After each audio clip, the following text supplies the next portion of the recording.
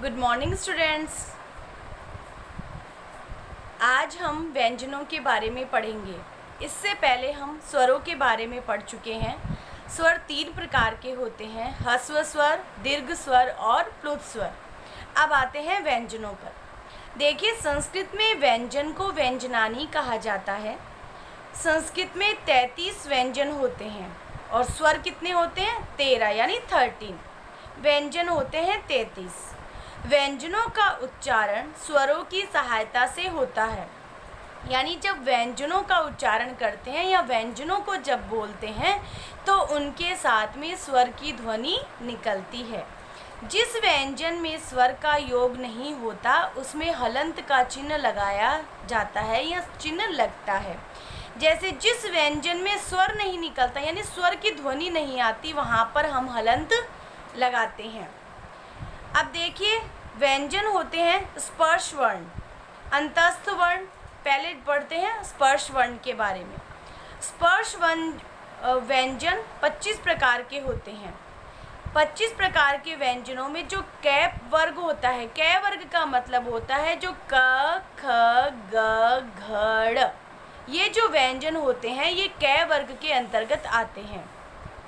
अब आते हैं चै वर्ग। चै, छै, जै, झै, ये होते हैं चै वर्ग। अब आते हैं टै वर्ग। टै, ठै, डै, ढै, ण, ये होता है टै वर्ग। और त वर्ग के अंतर्गत जो वर्ण आते हैं वे होते हैं त, थ, द, ध, न। पै वर्ग के अंतर्गत आने वाले वर्ण होते हैं प, फ, ब, भ, म। इसी प्रकार से स्पर्श व्यंजनों की संख्या होती है 25।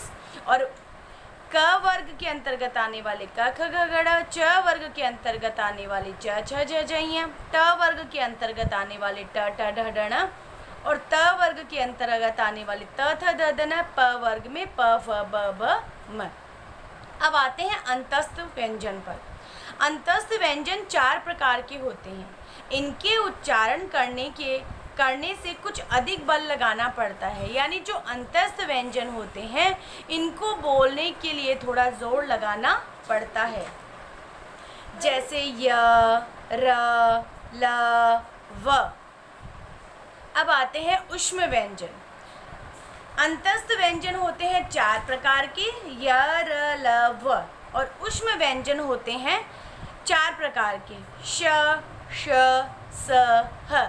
ये होते हैं ऊष्म व्यंजन। ये भी 4 प्रकार के होते हैं। अब देखिए, स्पर्श व्यंजन 25 प्रकार के, अंतस्थ व्यंजन 4 प्रकार के और ऊष्म व्यंजन भी 4 प्रकार के होते हैं। अब आते हैं संयुक्त व्यंजन। अब देखिए, संयुक्त व्यंजन वर्ण नहीं कहे जाते। क्यों? क्योंकि ये 2 व्यंजनों से मिलकर बने होते हैं। इनको संयुक्त के स्थान पर मिश्रित वर्ण भी कह सकते हैं। जैसे कै और श मिलकर बनता है श, द और य मिलकर बनता है ध, त और र मिलकर बनता है त्र, ज और य मिलकर बनता है ज्ञ, स और र मिलकर बनता है श्र। उसी प्रकार से प और र मिलकर बनता है प्र, प में व जोड़ देने पर बनता है द और व में जुड़ जाने पर द्व, द में ध जुड़ जाने पर ध्व और श में र जुड़ जाने पर श्र। अब देखिए, स्पर्श व्यंजन होते हैं 25 प्रकार के, अंतस्थ व्यंजन होते हैं 4 प्रकार के, ऊष्म व्यंजन भी होते हैं 4 प्रकार के, और जो संयुक्त व्यंजन होते हैं वे वर्ण नहीं होते हैं। संयुक्त व्यंजन हमेशा 2 व्यंजनों से मिलकर बने होते हैं और ये जो 2 व्यंजन हैं ये इस प्रकार से हैं।